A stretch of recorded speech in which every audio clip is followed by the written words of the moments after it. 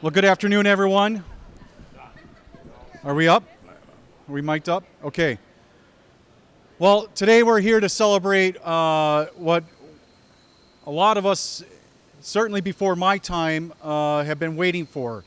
And that is the announcement of the funding for the Southern Bridge. And I'd be remiss if I didn't talk about the significance of this project. And as we can see in this room, the amount of people that have been advocating, working for, and just the effort behind this has been just absolutely amazing. But we're standing here today because we had a working relationship, we had a coalition, and the secretary, the governor, listened. And we're able to stand here with this very important announcement that the Secretary, Craig Thompson, is going to announce. But I can tell you that the journey to this point didn't happen without a lot of effort.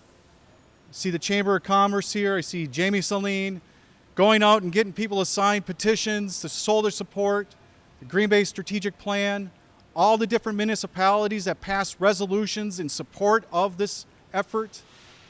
The countless hours of working, advocating, and here we are today. And Secretary Thompson, I just wanted to say thank you on behalf of Brown County, Northeast Wisconsin, that because of your willingness to allow Northeast Region, our planning department, our highway department, the various different organizations from the municipalities to actually get the appropriate work done, especially as we look at what happened when the interstate changed and we had to redo everything.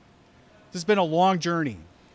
And ultimately, this is a great day for Greater Green Bay, Brown County, City of Pere, Town of Lawrence, Town of Ledgeview, Village of Bellevue, Town of Rockland, you name it, they're all impacted by it. And this is a special day. And with that, it gives me great honor to introduce Secretary Craig Thompson under Governor Evers.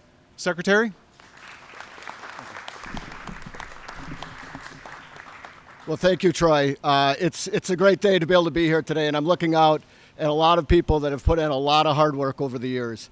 So the year was 1968. LBJ was president of the United States, and the Packers just beat the Raiders in Super Bowl II.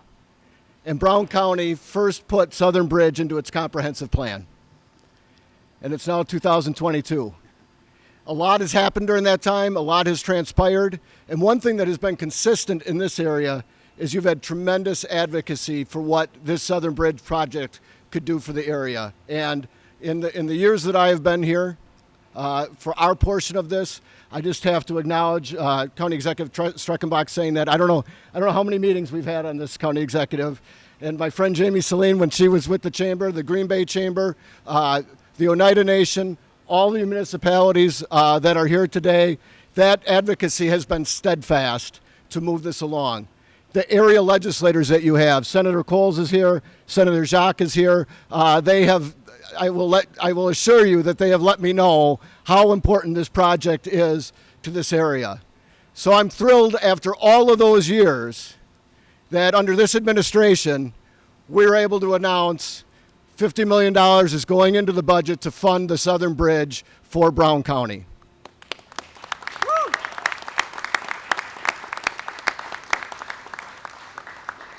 And this isn't the first step of it. We worked with the legislature and the advocates in this area during the last budget to get the interchange part of the I-41 project to be able to work that we could do the interchange for this project. Brown County, the municipalities here have stepped up, have done their part that I asked them to in the beginning. I said this has to be both sides. They've met every one of those criteria.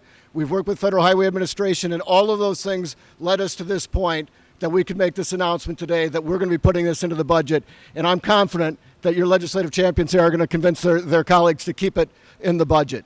So we have made a lot of investments in this region recently, and I think this can be the crown jewel. We've been up here a lot at 29 and VV announcement, at the Highway 15 bypass in Hortonville, recently at the ribbon cutting of Highway 23 between Fond du Lac and Sheboygan. And this one for this region, I think, is going to be that crown jewel on top of all those other things. So we know how important transportation is to the economy. We know how steadfast this region has been, and it just shows that if you stick at things long enough, good things can happen. And if you put in the work and you do all the advocacy and you do all those things. So the Evers administration, we're thrilled to be able to work with these folks and get this to the point that it's going to become a reality. So with that, I'd like to turn it over to Mayor Boyd from De Pere.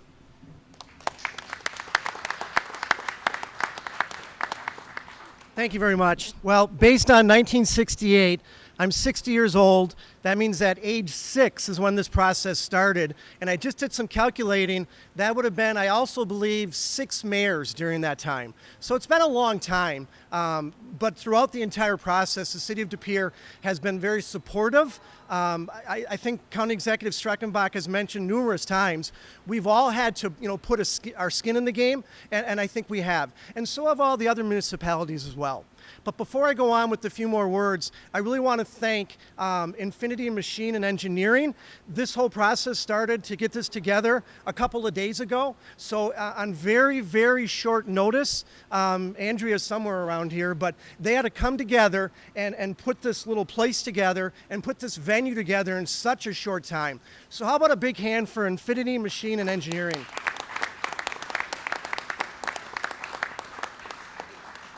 Now, as we move forward, there'll be a lot of people to thank. We're not quite there yet.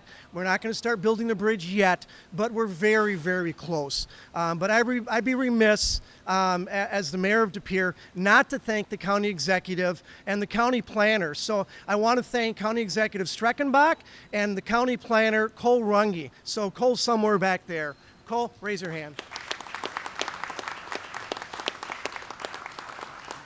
Now, I think Cole's entire career has been dealing with this bridge project, so we would bring in Cole.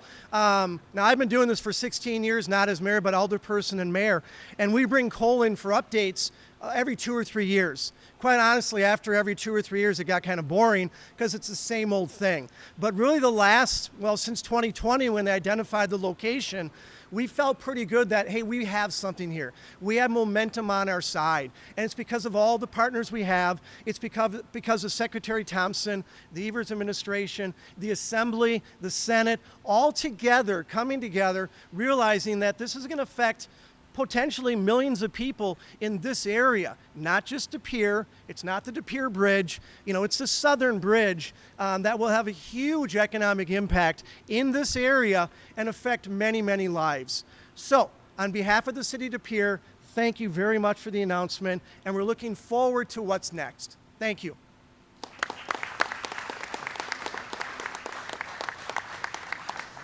Say a few words on behalf of Infinity, Brad.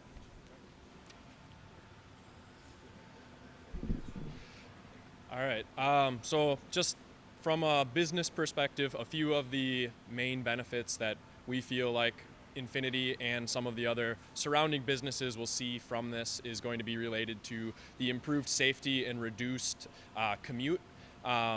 People working here and in the other parts of this area, Rockland, Bellevue, Ledgeview, we've got people in the valley. The interchange at 41 is going to cut down 5 minutes on each way for people coming from that direction. So just retaining people, finding new people to come here, it increases our radius that we can reach without increasing their time to come here. That's always a deciding factor in trying to get people to want to make a change, to draw more employees to this area. From a logistics perspective, raw materials coming in, finished goods going out, having direct access to 41, being able to get to the east side from vendors and other suppliers, that's going to be a significant improvement. As someone who's lived in De Pere my entire life, having traffic go away from the downtown St. Norbert area will be pretty great as well. There's a lot of traffic that goes through there that'll be nice to pull back out. But from a business perspective, there's a lot of benefits to at least the American Boulevard Industrial Park area from a location standpoint. It's much needed.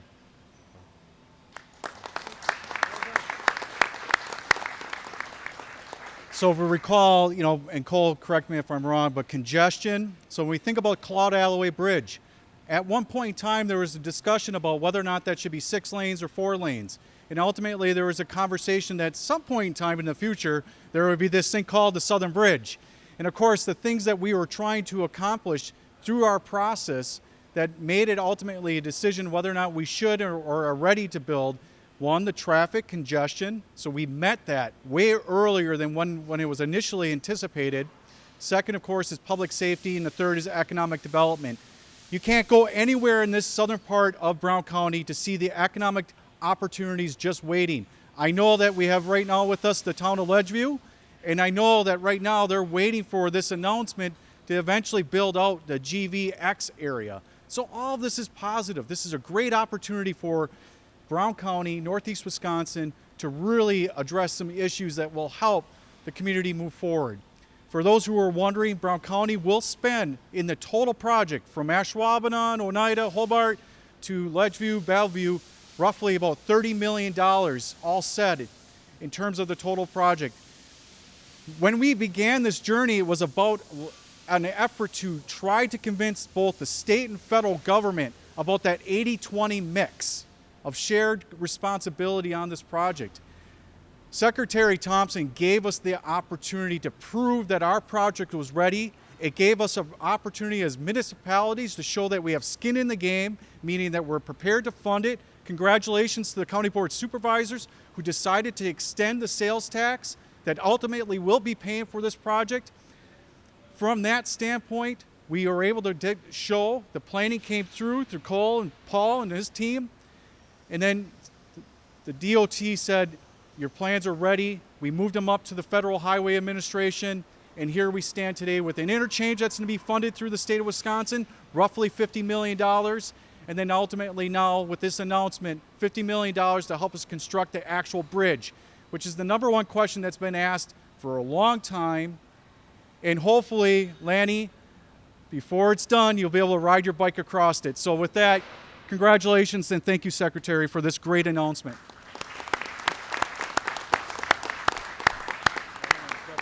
That does conclude this part of the remarks, and of course we're all open for questions, and it's probably, Secretary, you want to go on one-on-one right away? Either way. Does anybody have immediate questions for the Secretary, or go ahead? I feel like I've done this story a number of times already. It seems like we're in a very celebratory mood. This hasn't passed the legislature, but let's not do this. What are we celebrating? Is this actually happening this time? This is the first, as I was saying, since 1968, what has been consistent is support from your area legislators. What has not been there is an administration that's been willing to take the ball and put this forward. And so we're putting the $50 million into the budget. I feel very good that the legislature, with the advocacy of your legislators here, are going to be able to keep that, especially after the progress. One of the other announcements that has been made is in the past, the interchange as part of I-41. That was a huge announcement to get us to this point, and this is that final step over that we're coming up with the funding to build the actual bridge. Andre, Rob, I think this is going to pass you guys? Going to go through? The significance of today's announcement ultimately is that this is the first time that the administration has put money into this bridge. To us, this is a significant move. The amount of people that are here, the bipartisanship, this doesn't carry a color. So from our standpoint, we are finally getting something that we've been waiting for a long time. Now that didn't happen without the process. There's 3,600 counties in the United States all raising their hands saying we want money for our community. We went through the process. We worked through the DOT. They gave us the opportunity to do this process. It worked out. It proved itself. And now, you guys, there's only so much funding. And so this is the significance is for this DOT is putting this, the Secretary and the Governor's Evers administration is putting the money into the budget. That's significant to us.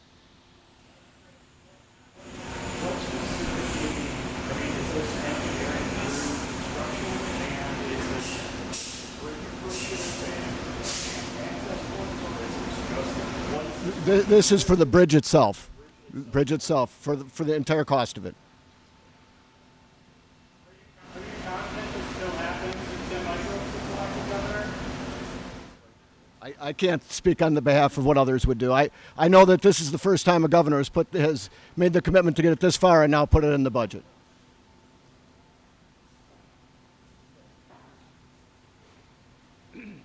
As County Executive Streckenbach said, this is bipartisan.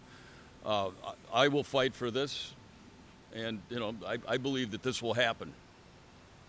Yeah, I mean, certainly from the point that I entered the state senate, I really had a platform to be able to really help push this on the legislative side of things, and very pleased with getting to this point. It is something that we have had very strong bipartisan support, and certainly locally, I think it's local officials of all stripes. So, this is something that I feel very confident we are on a path to completion, to getting this done in the next state budget. I think that we have certainly that very strong bipartisan support to get that done, and certainly this is going to continue to be one of my key budget asks and really things that I'm looking for in terms of infrastructure investment here in Northeast Wisconsin to get my vote for that document.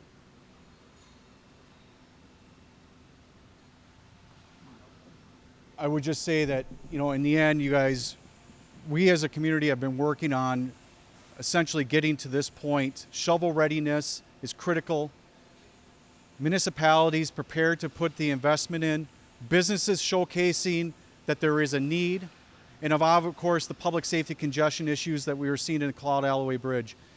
From that standpoint, this is a win for this community, and we're very appreciative of the Evers administration, the legislature, showing bipartisanship in terms of when a time where it's difficult, right, to get things going forward, here we can show as a community we're all on the same page. And that's, to me, us showing us as your elected bodies going out and getting the people's work done. And so that to me is amazing in terms of the long process and the grind that we often live when we're trying to decide on how dollars are going to be spent, where they're going to be spent, and how they're going to improve a community's overall well-being. So at this point, that concludes this. We are ready for our one-on-ones. Thank you.